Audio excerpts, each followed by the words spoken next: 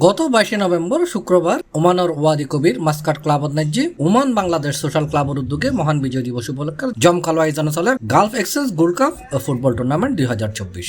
Team manager যারা team চালাচ্ছেন, টিমের স্পন্সর যারা শুক্রবার রাতে অনুষ্ঠিত এই টুর্নামেন্টের সেকেন্ড খেলা ক্লাবের সভাপতি সিরাজুল হক সিআইপি সভাপতিত্ব এবং সাধারণ সম্পাদক এম এন আমিনুর সঞ্চালনায় অনুষ্ঠানত গেস্ট অফ অনার হিসেবে উপস্থিত আছিল টুর্নামেন্টের প্রধান স্পন্সর গালফ ওভারসিজ এক্সচেঞ্জের প্রধান নির্বাহী ইফতেখারুল হাসান চৌধুরী। এবং আমি আবারও মনে করিয়ে দিচ্ছি আপনাদের দুই টিমকে রেফারির সিদ্ধান্ত চূড়ান্ত সিদ্ধান্ত, রেফারির সিদ্ধান্তের বাইরে গিয়ে সোশ্যাল ক্লাব কোনো সিদ্ধান্ত দিতে পারবে না।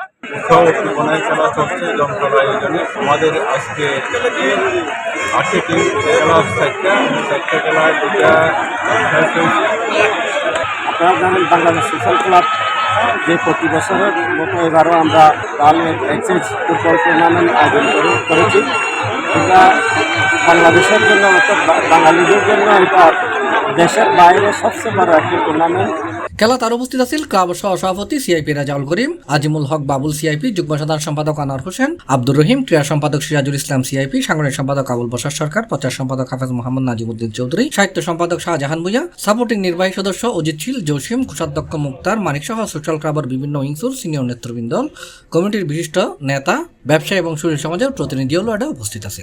আর বাংলাদেশি প্রবাসী ভাইয়েরা এটা স্টেডিয়ামের মধ্যে আনন্দ উপভোগ করে ওনারা যারা বাংলাদেশি প্রবাসী ভাই দেশত বিদেশত আসন ওনারা ফুটবল খেলা চাইবেন।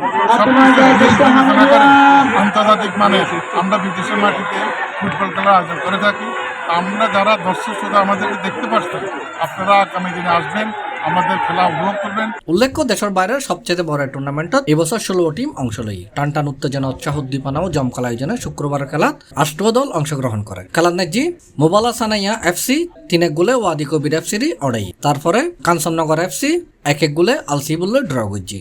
হামেরিয়া এফসি 2 গোলে কক্সবাজার এফসির অড়াই। ওমান ব্রাদার ইউএফসি এবং আলকুয়ের এফএফসি 2 গোলে ড্র করছে। ক্লাবের পক্ষতুন একই মাঠত আগামী শুক্রবার গ্রুপ পর্বের খেলা এবং 24শে ডিসেম্বর বর্ণাঢ্য আয়োজনে ফাইনাল খেলা অনুষ্ঠিত হবে। এই ফুটবল টুর্নামেন্ট সাইবার লাই এডে বাংলাদেশি প্রবাসী হলরে আমন্ত্রণ জানাই আয়োজক হলে।